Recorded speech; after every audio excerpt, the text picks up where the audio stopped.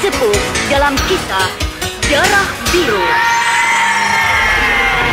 Sandiwara Saur Sepuh dalam kisah Darah Biru ini akan mengisahkan asal mulanya seorang tokoh dikjaya, Brahma Kumbara, satria sejati, pujaan rakyat Madangkara.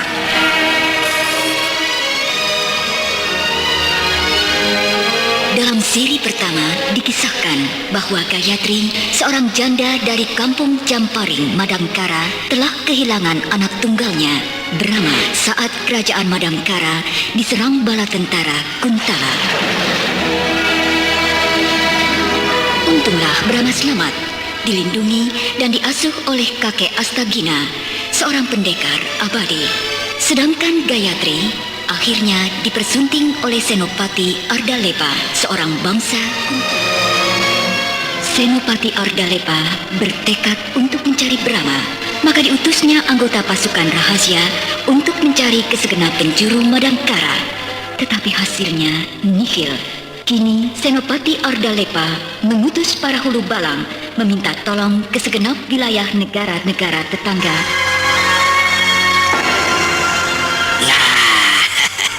Di Bukit Karang sini tenang. Meskipun di daerah pantai, tapi deburan ombak tak terdengar keras. Wah, benar kek. Bosan latihan di sini, bisa latihan di laut. Iya.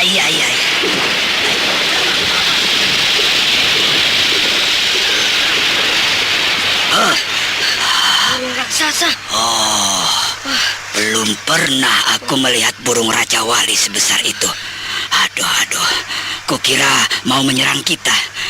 Syukurlah cuma lewat. Suaranya keras sekali. Sayapnya juga bunyi keras sekali. Ayo kek, cari sarangnya. Jangan gegabah. Burung itu sangat buas. Jangan diganggu. Diserang Raja Wali kecil saja, kita akan repot dan kewalahan. Apalagi seperti tadi, Raja Wali raksasa. Disabet sayapnya saja kita bisa hancur. Pakai pedang biru ini kek, pasti dia kalah. Untuk apa, Brahma? Kita manusia, dia binatang. Tidak usah saling mengganggu. Kalau dia menyerang kita? Nah, itu lain perkara, ya. Wah, kalau bisa naik ke punggungnya, wah, enak ya kek. Bisa terbang ke angkasa, Iya. putar-putar ke sana kemari, melayang-layang sampai ke langit. Ya, mudah-mudahan dia mau membawamu ke langit. Kalau dia lewat lagi, akan saya panggil kek. Oh iya, boleh. Di pantai itu, Astagina dan Brahma menemukan sebuah goa kecil yang dalamnya cukup luas. Lantainya bagus, keras. Astagina memutuskan untuk tinggal di situ selama Brahma menghendakinya. Sementara itu, Gayatri telah melahirkan seorang putri dari perkawinannya dengan Senopati Ardalepa dan diberi nama Mantili. Umurnya beda 7 tahun dengan Brahma. Ketika berpisah, Brahma berumur 6 tahun. Setahun kemudian, lahirlah Mantili.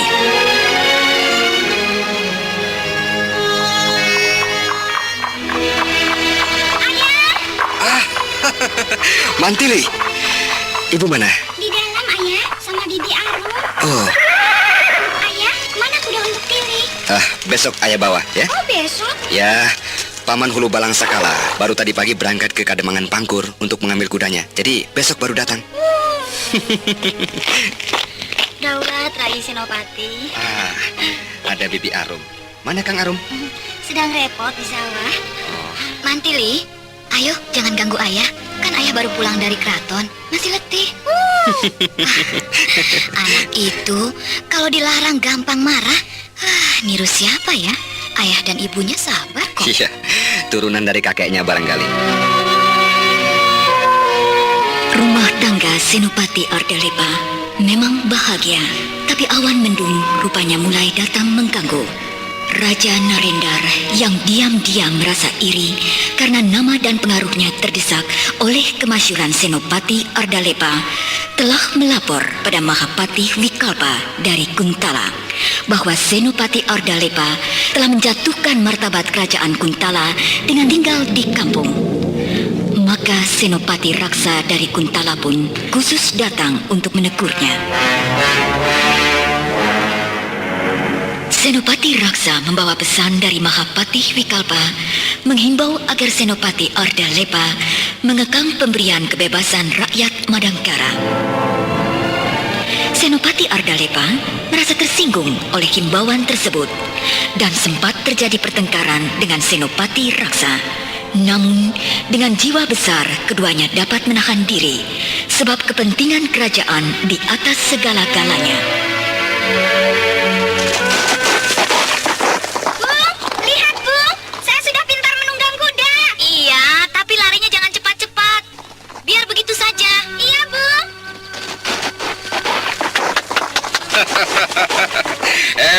Hebat. Anak ayah sudah pandai menunggang kuda.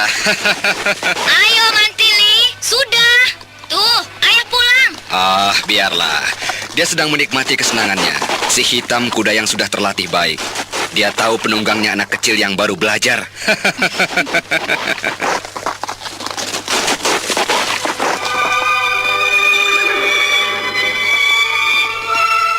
Bagaimana Kakang? Ada perkembangan baru? Ah, belum, Dinda. Senopati Raksa baru pulang ke Kuntala tadi pagi. Oh, Ya, tak lama lagi pasti ada berita dari kerajaan Kuntala. Kemungkinan besar aku akan dipanggil. iya Kakang. Kalau aku ditarik ke kerajaan Kuntala, apa Dinda bersedia ikut? Kemana saja Kakang pergi, saya akan tetap berada bersama Kakang. Ah, terima kasih, Dinda. Sementara itu, Brahma terus berlatih bersama Astagina di pantai selatan. Sekarang dengan mudah Brahma sudah mampu menghancurkan batu-batu besar.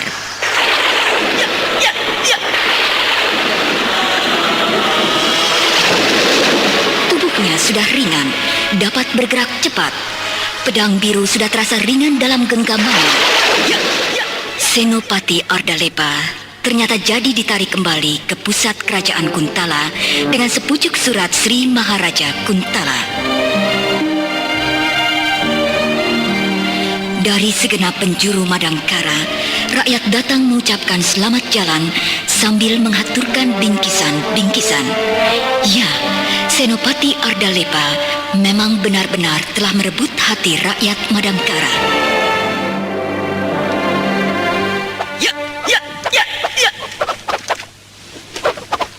Hei, panas! Oh, kenapa pedang itu tiba-tiba jadi panas? Hei, pedang biru itu berubah jadi merah. Oh, jadi bara. Seperti besi yang dibakar, merah membara.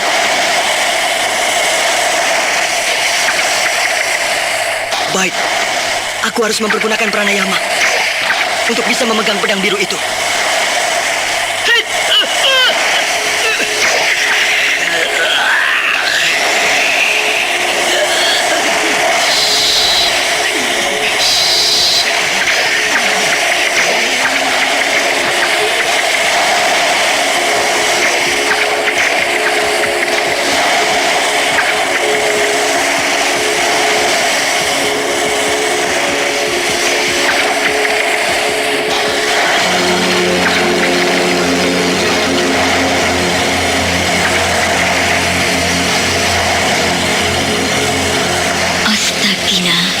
Brahma sedang tergeletak pingsan.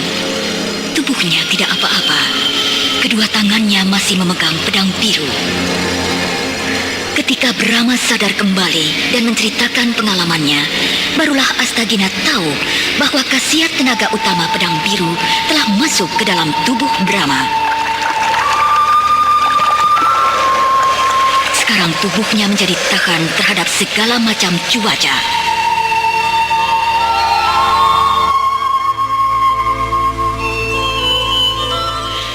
Sesudah khasiat utamanya pindah ke dalam tubuh Brahma, maka pedang biru mengeluarkan sinar kebiru-biruan karena yang tinggal adalah kekuatan murninya.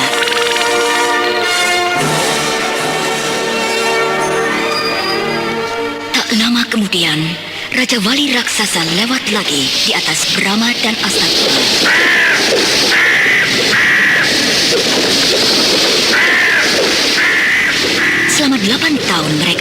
di pantai selatan, sudah 7 kali Raja Wali itu lewat.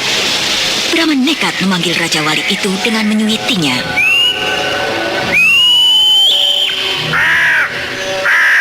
Tuh, lihat kek, burung itu celingukan.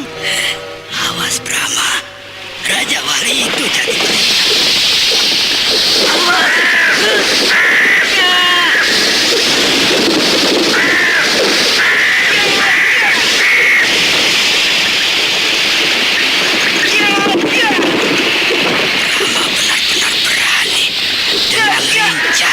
dia melayani gempuran Raja Wali yang panas itu.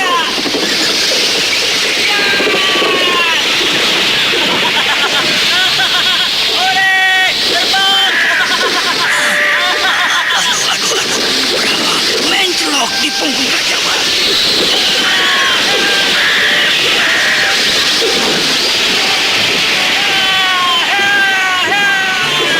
Cekik lehermu sampai mati.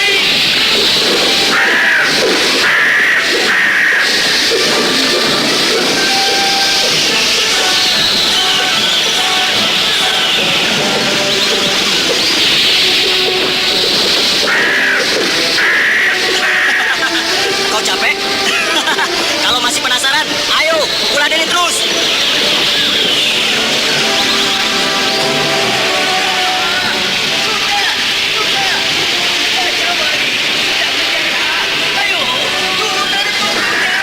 Hai, Kak.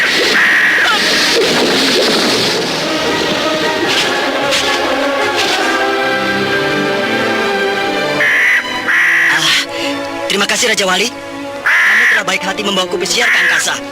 Nah, kalau kamu mau pulang, pulanglah. Kalau mau cari makanan, pergilah. Atau kamu mau tinggal bersama kami di sini? Semuanya boleh kamu pilih sesuka hatimu. Kamu terbang lagi? Berputar-putar? Apakah kamu akan mengajak bertarung lagi? Brahma, sudah. Dia akan pergi, ya. Tapi terlebih dulu akan melakukan penghormatan padamu. Oh ya? Nah, tuh lihat. Cara terbangnya lain dengan tadi. Sekarang kelihatan tenang. Iya, dia berputar-putar dengan kalem. Selamat jalan Raja Wali. Sampai bertemu lagi.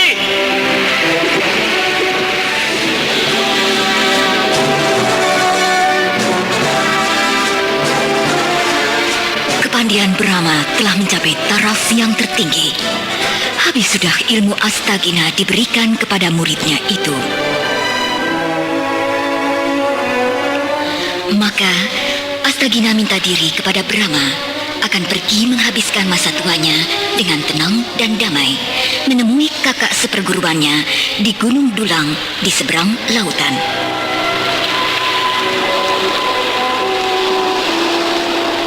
Brahma terpaksa melepas kepergian gurunya itu dengan sangat haru.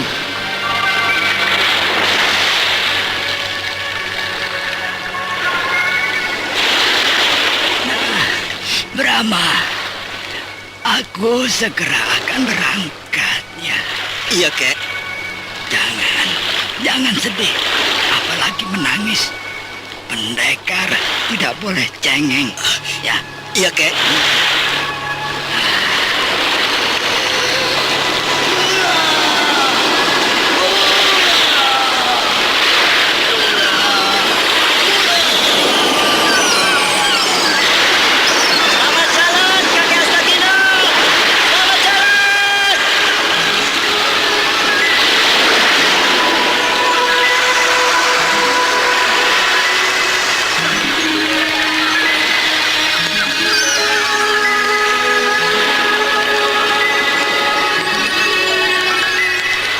Setelah berpisah dengan gurunya, Brahma memutuskan untuk kembali ke ibunya di kampung Camparing. Tapi sudah 3 hari ia berjalan ke utara, arah kampungnya, belum juga berjumpa dengan manusia, apalagi rumah penduduk. Untunglah ia bertemu dengan Raja Wali raksasa. Ia ditolong oleh Raja Wali itu, dibawa terbang di atas punggung, diantar ke sebuah kampung di balik gunung.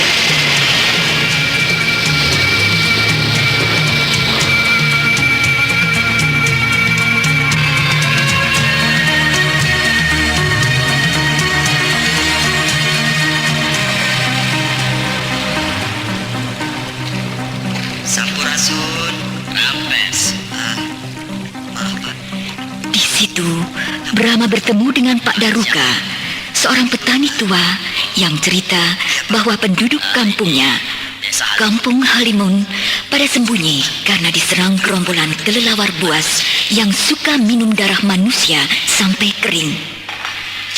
Karena bingungnya, Pak Tirsa kepala desa membuat sayembara. Siapa yang bisa mengusir gerombolan kelelawar setan itu akan diberi hadiah 1000 tumbak. Sedang Kanjeng Adipati Maskar, penguasa Kadipaten Linggam, menambah 1000 ringgit. Dan Kanjeng Adipati Andelami juga akan menyumbang 500 ringgit. Selain 2 orang pendekar yang telah mencoba ikut sayembara, tapi tewas itu, belum ada lagi peserta lainnya, Pak. Tetapi ternyata tak ada hasilnya. Bahkan 2 pendekar yang coba ikut sayembara tewas direncah oleh gerombolan kelelawar setan yang haus darah itu. Siapa itu, Pak Daruka? 5 orang lelaki. Pasti mereka akan ikut sayembara. Oh ya? Lihat saja, tampaknya serem-serem. Jalannya gagah. Semuanya bawa pedang. Pasti mereka para pendekar jagoan. Wah, bakal ramai nih.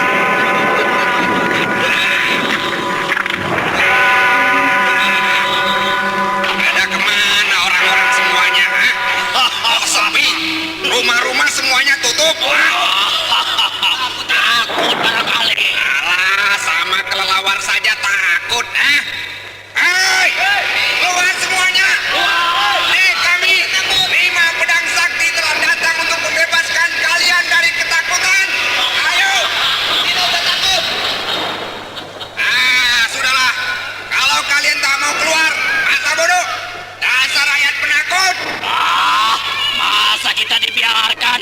Tak ada penyambutan. Iya, harusnya kita disambut dengan meriah. Sebab kita pahlawan kan? Iya.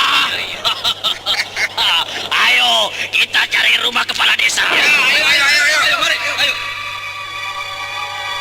Pak Daruka, mereka sombong ya, Oh iya. tapi memang pemberani. Dan tampaknya tukang berkelahi semuanya. Mudah-mudahan saja mereka benar-benar bisa mengusir gerombolan kelelawar setan itu. Harapan Pak Daruka ternyata meleset. Karena ketika para kelelawar setan datang menyerang saat mereka sedang makan ikan bakar dan minum tuak di warung Pak Daruka, ternyata kelima-limanya kerepotan tak berdaya menghadapinya.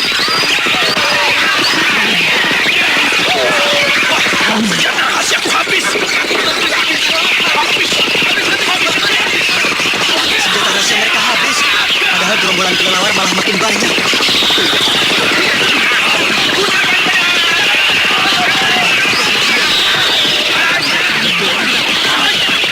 Mereka mungkin pendekar-pendekar hebat, tapi bertarung dengan binatang tak sama dengan melawan manusia.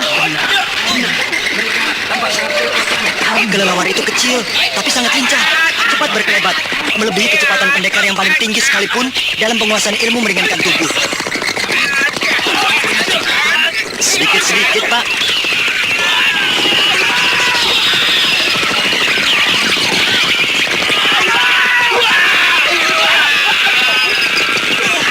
Mengerikan. Ribuan kelelawar merencah tubuh kelima pendekar.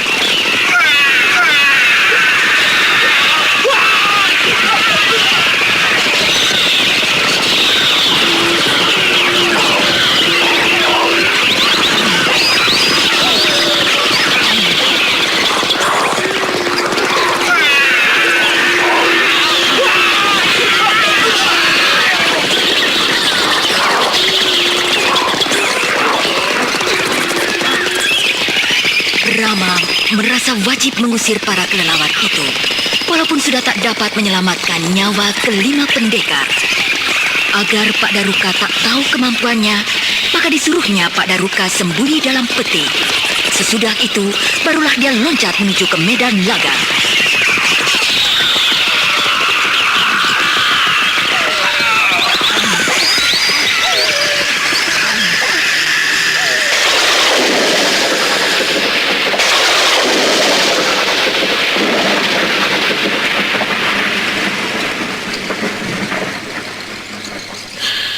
Mereka sudah pergi. Aku tarik kembali ilmu Bayu Bajraku.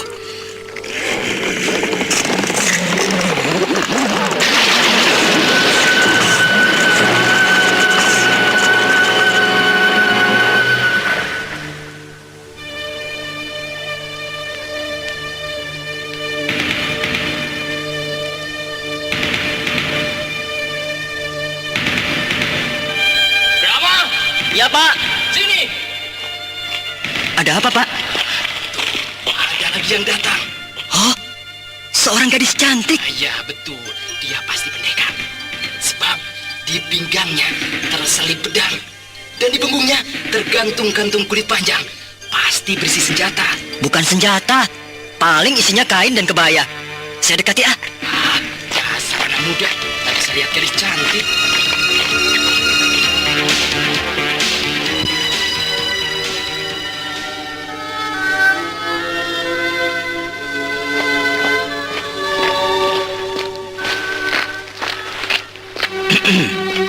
Siapa kau? Saya. Brahma. Dan kamu? Apa perlunya tahu namaku? Loh, aku penduduk sini. Pangkatku kepala ronda. Jadi tiap orang yang masuk ke desa Halimun ini wajib lapor padaku. Utari. Utara? Utari. Oh, namamu Utari. Kukira timur, tenggara, selatan. Cengengesan. Kamu pendekar ya? Mau pendekar atau bukan? Itu urusanku. Kalau pendekar, baiknya kamu pulang saja. Apa? Hehe, jangan melotot begitu ah. Aku tak kuat melihatnya. Sebab kamu tambah jadi cantik. Jangan bergurau. Loh, aku bicara sungguh-sungguh. Sebab sudah 10 pendekar yang mati di sini dikeroyok gerombolan kelelawar setan. Nah, kamu jadi takut kan? Takut? Apa itu takut? Aku tak tahu apa yang namanya takut. Wah, bodoh banget. Takut itu pisang raja yang digoreng pakai tepung. Sinting. Dia, tunjukkan rumah kepala desa.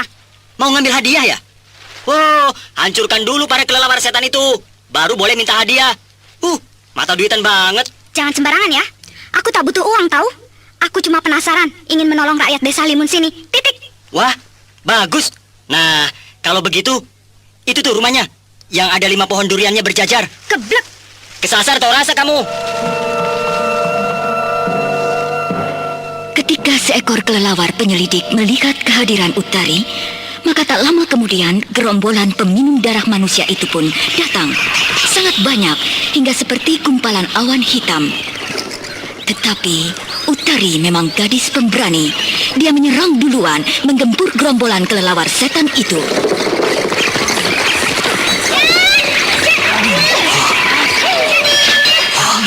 Bukan main. Utari jembalitan di udara. Pedangnya berputar-putar, menimbulkan suara menggaung. Tapi tenaga dalam dan ilmu meringankan tubuhnya sudah mencapai tingkat tinggi.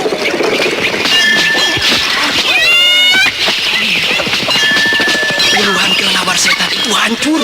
Tubuhnya murat-marit digempur pedang gadis itu. Utari pintar.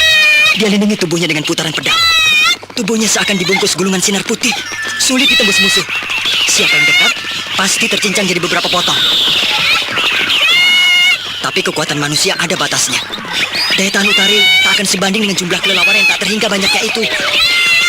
Nah, secara perlahan tapi pasti, gerakan Utari mulai menurun. Iya, aku harus membantunya. Tapi kali ini, aku ingin menghancurkan gerombolan pembawa petaka.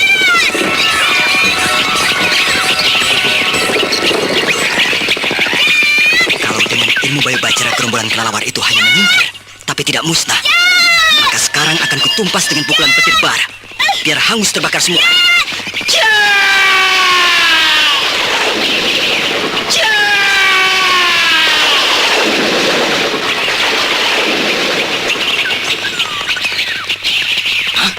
Halilintar, di siang bolong begini kok ada petir?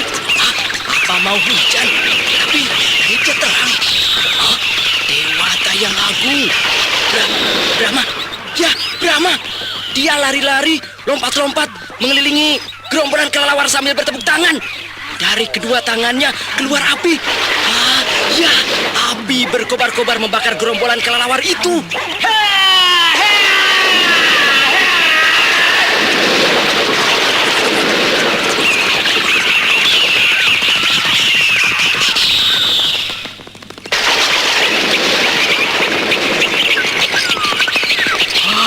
Luar biasa.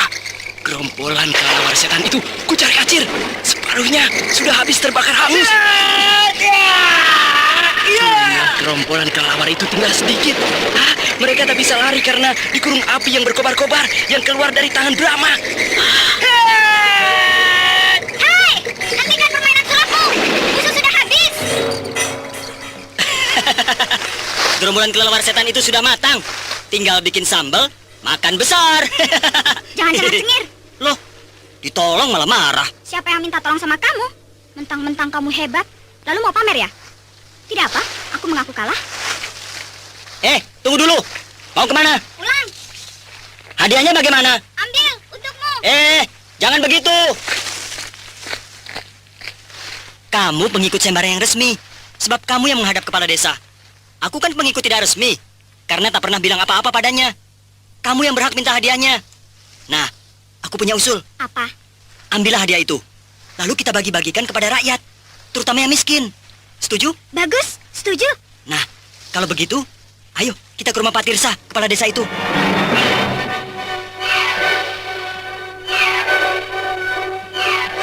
Demikianlah, hadiah itu lalu diambil dan dibagi-bagikan kepada warga desa Halimun.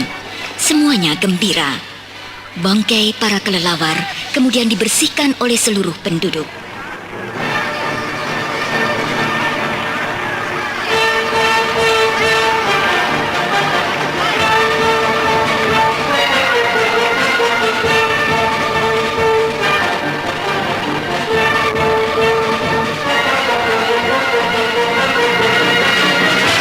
Brahma! Brahma! Brahma! Ada apa, Pak Daruka? Datang lagi. Kelelawar setan itu datang lagi. Celaka. Ya!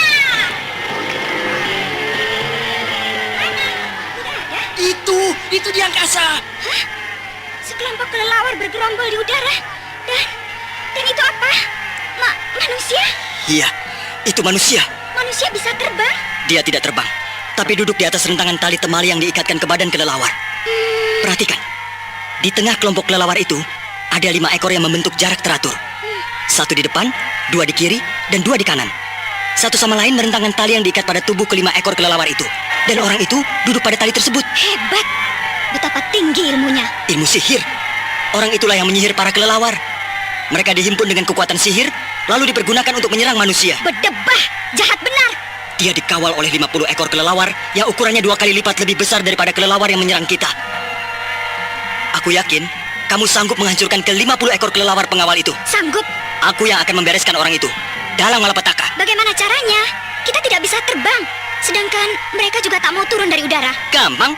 Aku punya teman. Biar ku panggil.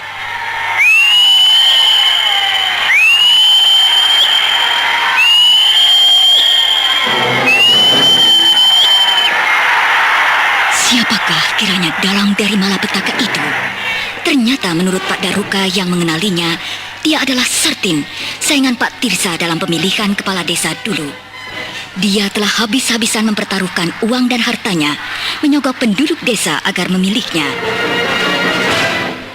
Tetapi karena dia agak sombong dan keras, mudah marah, maka Pak Tirsa yang sabar bijaksana yang terpilih. Karena sangat kecewa, lalu dia menjadi seperti orang gila, suka tertawa-tawa sendiri. Dan sejak 3 tahun yang lalu, Sartin menghilang tak tentu rimbanya. Kini dia datang membalas dendam dengan para anak buahnya. Nah, itulah sahabatku. Sahabatmu? Iya, lihat saja nanti siapa dia.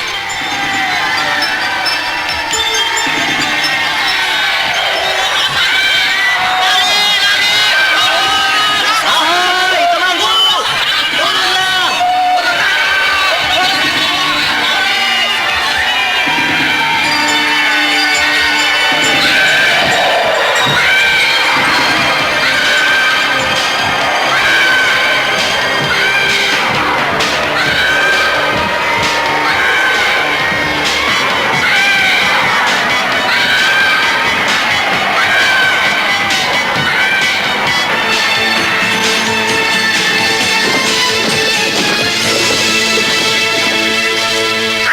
Temanku, kau lihat di angkasa sebelah sana.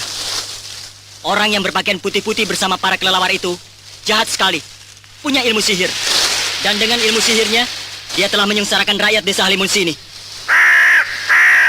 Dia harus dihabisi. Nah, bawalah aku naik di punggungmu, menyerbu orang itu.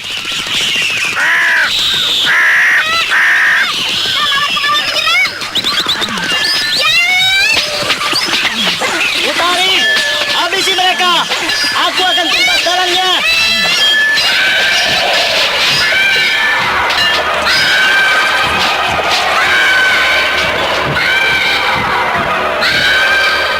Brahma naik burung Raja Wali raksasa menyerang Sartin, tapi segera disambut dengan asap hitam yang keluar dari tangan Sartin.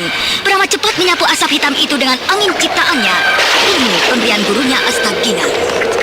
Kemudian Sartin menyerang dengan semburan api, tapi dibasmi dengan hujan buatan Brahma. Lalu terjadilah pertempuran udara mati-matian antara Sartin dan Brahma. Celaka, kelima ekor kelelawar tungganganku mati semua.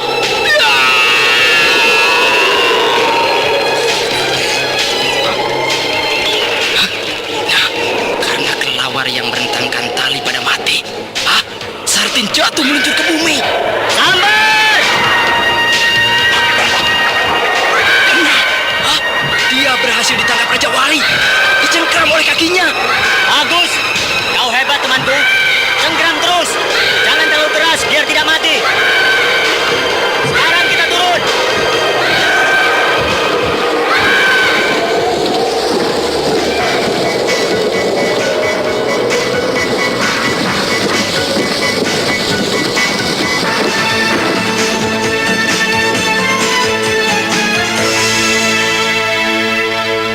Sartin yang sudah menyerah tak berdaya, akhirnya diserahkan kepada Pak Tirsa. Langsung diikat dengan rantai besi, akan diadili di Kadipaten Linggam.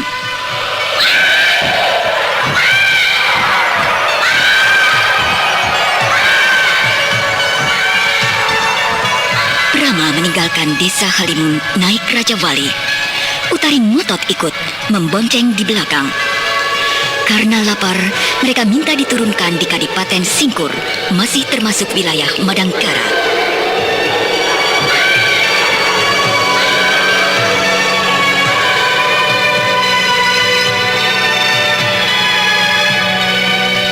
Utari agak terkejut mendengar bahwa Brahma berasal dari kampung Camparing. Tampaknya, Utari tahu banyak mengenai keadaan dan riwayat kerajaan Madangkara.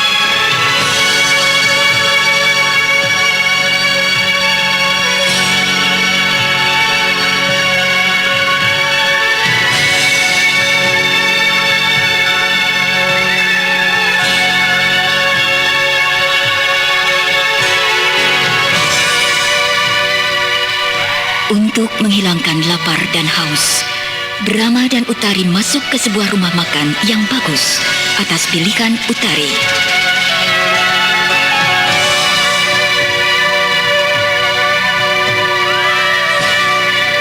Saat itu, lewatlah rombongan wakil Kanjeng Adipati Prahasta bersama tamunya, seorang gadis cantik yang menunggang kuda putih, Gusti Ayu Dewi Mantili, kesayangan Sri Baginda Maharaja Kuntala.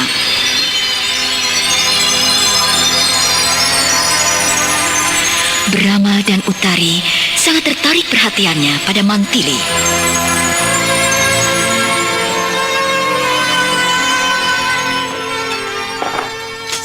Berapa semuanya, Pak? 3 ringgit, Neng. Nih, Brahma, aku yang bayar. aku juga boleh bayar kan? Boleh, tapi... Besok saja. Kalau makan di sini lagi, kamu yang bayar. Iyalah, Tuh, Pak. Uang ringgit biasa saja, Den. Uang emas ini tak ada kembalinya. Saya tak punya. Semuanya emas. Lihat, Hah? Uang emas sekantung besar? Brahma, uangmu banyak sekali. dikasih kakek Astagina. Wah, bagaimana? Tak ada kembalinya, Den. Uangku saja, nih. Terima kasih, Neng. Kebetulan di Kadipaten Singkur sedang ada keramaian. Ada sandiwara keliling dari desa Kingkilaban dan hiburan-hiburan lain seperti doger, topeng, sulap, dan gelut. Pertandingan gelut itu sangat ramai. Siapa saja boleh ikut dan yang menang dapat hadiah uang. Ada seorang jago gelut yang selalu menang, Kaspar namanya. Badannya besar, tegap, berbulu seperti gorila. Karena sudah tak ada yang berani melawan Kaspar, maka Brahma pun tak dapat menahan diri untuk terjun ke gelanggang. Tentu saja dengan mudah Brahma menang, karena dia pakai tenaga dalam. Brahma bermaksud memberikan uang hadiah gelutnya kepada para pengemis dan gelandangan. Oleh karena itulah, ia mengajak Utari jalan-jalan mencari mereka.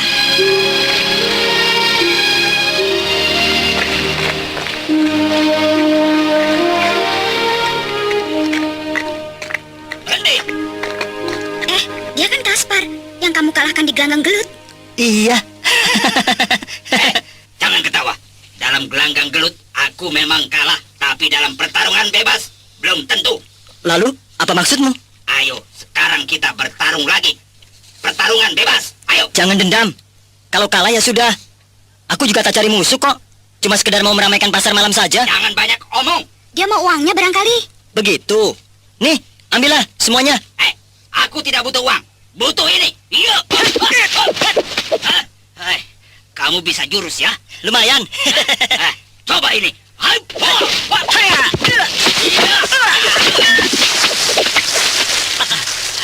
Aduh, ikaku kena. Bangsat ke? Edas!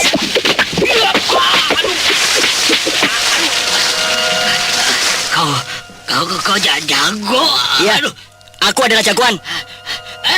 Keroyok, ayo. Ini kan semuanya yang ikut bertarung di gelanggang gelut. Iya, Aseng, Rastam, Jakun, dan Kardis. Ya, benar. Rupanya satu komplotan mereka. Jangan banyak cincong. Utari, sekarang kamu yang maju. Pemimpinnya sudah kujatuhkan. Sekarang anak-anak buah itu giliranmu. Baik, ayo, maju semuanya. Sekaligus. Ya. Sombong kali perempuan ini.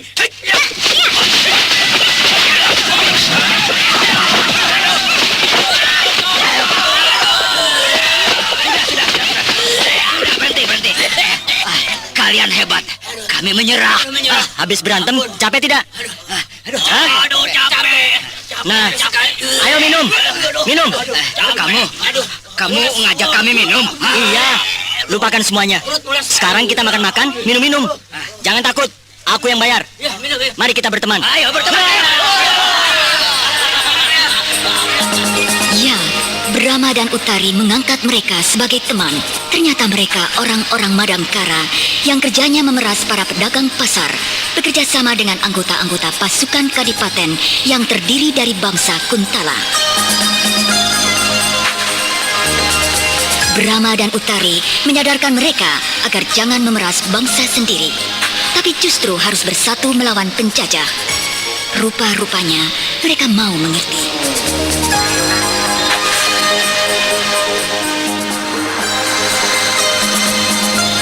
Brahma mendapat sial. Ketika pulang ke penginapan Raus tempatnya tidur bersama Utari, ternyata kantung emasnya hilang dicuri maling.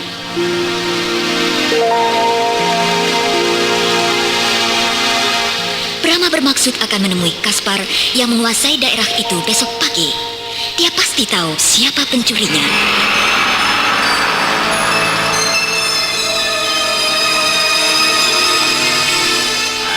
Brahma, sekarang begini saja. Untuk menghemat waktu, apakah kamu mencurigai seseorang atau tidak? Aku kan orang baru, belum ada yang ku kenal. Ya baru kalian ini. Ada pelayan? Hah? Pelayan? Ya, pelayan rumah makan Raos yang ada di seberang jalan penginapan Raos. Oh, kedua-duanya milik juragan Barley itu. Dia takut sekali padaku. Jadi pelayan mana yang kamu curigai? Yang tinggi kurus, kulitnya putih sekali. Tampak sangat pucat. Ada tai lalat di lehernya. Iya, ada. Oh, si Gantar. Iya, si Gantar itu. Kenapa dicurigai? Ketika melayani kami makan, dia yang lihat Brahma mengeluarkan kantung uang emasnya. Baik. Tapi Rastam kiranya kembali dengan tangan hampa. Si Gantar tidak datang bertugas di rumah makan. Terpaksa Kaspar turun tangan mencarinya ke rumah istri muda si Gantar. Biar letoy, si Gantar istrinya 3, ganas.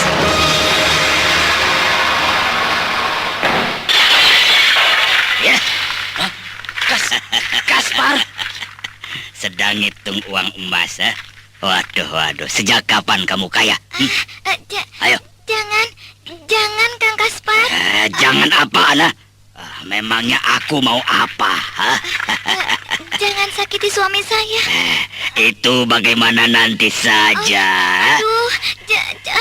Diam kamu. Duduk di balai-balai sana, di pojok. Ayo. Iya. Gantar. Iya. Kenapa celanamu basah? Gantar ngompol. Kamu pandang sebelah mata padaku.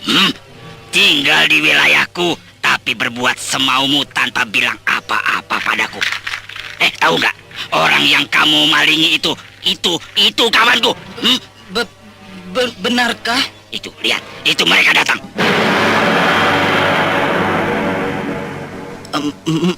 Maaf, saya tidak tahu Anda teman Kaspar. Perbuatanmu sangat memalukan. Nah, karena aku teman Kaspar, maka hukuman untukmu kuserahkan pada Kaspar. Ampun. Kenapa berbuat begitu? Kalau memang ingin uang emas, kenapa tidak bilang saja terus terang? Bukan, bukan. Bukan apa? Hah? Ayo. Bukan untuk saya. Untuk siapa? Teman saya, saya cuma disuruh. Oh, kamu punya komplotan ya? Hah? Iya. Bilang siapa mereka? Ayo. Bilang. Teman saya, para pejuang. Para pejuang. Pejuang apa? Apa kamu? Pejuang kebebasan. Bicara yang jelas. Ayo. Kelompok persatuan anti penjajah.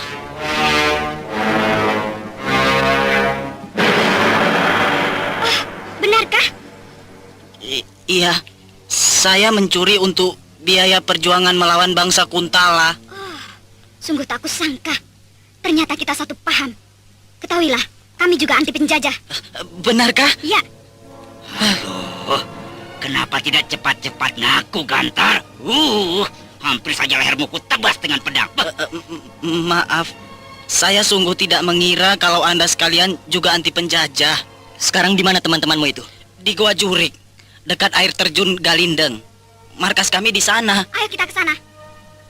Jangan sekarang. Siang ini mereka tidak kumpul.